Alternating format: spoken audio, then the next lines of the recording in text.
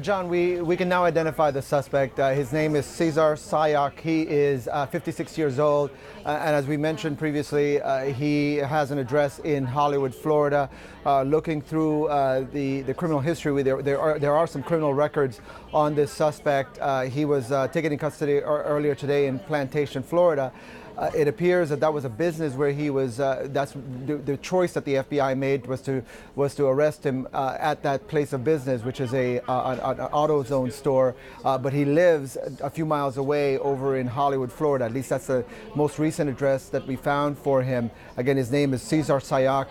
He is 56 years old and has quite a criminal history there in the state of Florida. He has some ties to New York. It's something that law enforcement has been working on for the last 48 hours. Certainly in the last 24 hours, they had a very good idea that they had identified this guy. I think we've talked before that he made some mistakes in the way he constructed these bombs. However he made these bombs, there were some mistakes that they were able to identify some DNA apparently on at least some of the packages in order to be able to identify this, and this helped them make a huge breakthrough in this investigation. In addition, obviously, to isolating that this had come through that facility in Opelika, Florida, all in the same radius there, just north of Miami. Again, the name of the suspect is Cesar Sayoc, 56 years old, from an address in Aventura, Florida, is where we have him most recently living, John. Evan, stay with us as well and continue your reporting. I want to show you an image of the van. It's now under the blue tarp. You see it right there. If you look in clearly, these are Republican-leaning, the president, the vice president, the GOP logo, and to the bottom left of that window on the left there, CNN sucks, a sticker we see at Trump rallies around the country. I want to point out this is the van that's been taken into custody, the van Mr. Cesar Sayoc, as Evan Perez just outlined. We show you these pictures here. This gets to the motivation of Mr. Sayoc, obviously. How does that, Tom Perez, when you see the president, the vice president, the Republican logo, the American flag, the presidential seal, and CNN sucks, knowing what is alleged here? Right. Well, moving at least a dozen packages. That'll be addressed in the interview process. First of all, they'll go through the bombs and that were mailed and whether they were going to explode or not, or how he made them. But they'll go into those kind of things. I mean, that essentially is the equivalent of a social media posting, publicly done without the internet, just sticking a window sticker on your window.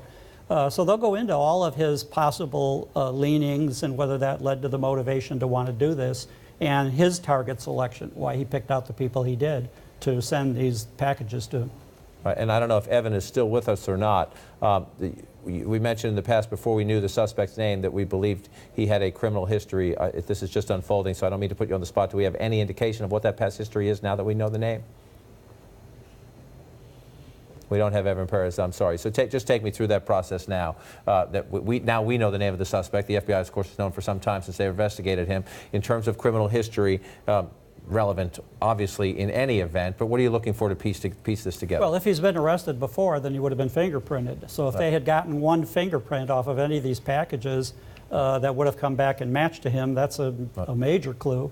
DNA also. We don't know if he was a suspect in cases where his DNA was taken and also on file. So that's two major forensic leads, the fingerprints and the possible DNA. And our great crime and justice team has more reporting. Let's bring in Shimon Prokopez, who has some additional details. Shimon? Yeah, so given now that we're showing these images on the suspect's van, specifically, obviously, the president, the vice president, and then that CNN sucks. You know, when I was talking to law enforcement sources about this, they all along had thought that the packages that were meant for CNN that were delivered, and one of them was delivered here, it was because he was targeting CNN. Shimon, stand by. We're going to listen now and go to the White House, listen to the President of the United States. This is a black leadership event. That is why the cheering is there, despite the gravity of this day. We're told the President will address this incident and the arrest at the top of these remarks. Again, he's speaking to a black leadership summit previously scheduled at the White House. May seem a little off tone, if you will, with the gravity of the day, but that's not the fault of the people in the room. Let's listen to the President of the United States. They call this, as you know, this is Young Black Leadership, and it's the summit. And to have you here is truly my privilege. And we're going to have a lot of fun. We're going to talk. We're going to meet. But before I do, I'd like to begin, and you are leaders, you're real leaders. I'd like to begin today's remarks by providing an update on the packages and devices that have been mailed to high-profile figures throughout our country and a media organization. I am pleased to inform you that law enforcement has apprehended the suspect and taken him into custody.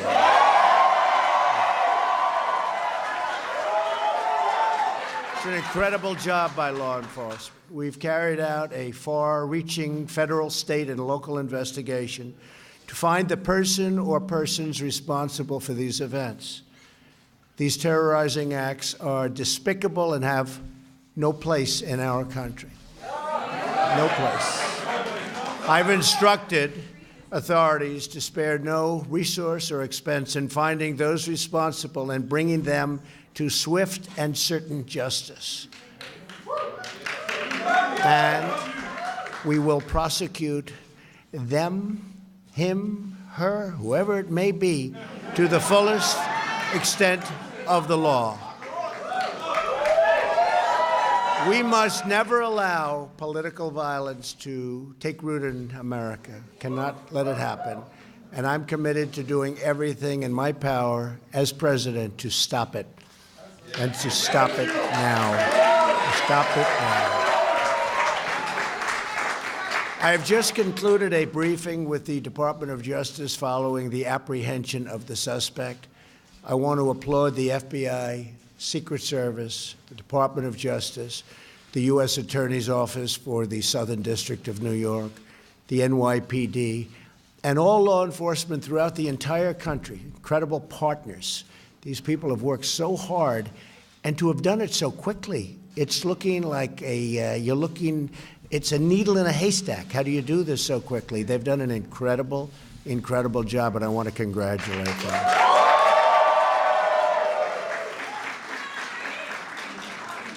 But the bottom line is that Americans must unify, and we must show the world that we are united together in peace and love and harmony as fellow American citizens. There is no country like our country, and every day we are showing the world just how truly great we are. So you are really very special people. I wanted to say that before our little talk. And I appreciate the time you've given me. And boy, one day, one of you is going to be standing. It could be 3 or 4 of you, actually. But you're going to be standing right here. You're going to be standing right here. I have no doubt. I have no doubt. Who in this room wants to be president someday? So it's an ambitious group. It's an ambitious group. That's great. Anyway, thank you all very much. I really appreciate it. For the media, thank you very much. I thought I'd do that, and we feel very strongly. Again, congratulations to all law enforcement. We have the best in the world, and they just showed it. Thank you very much.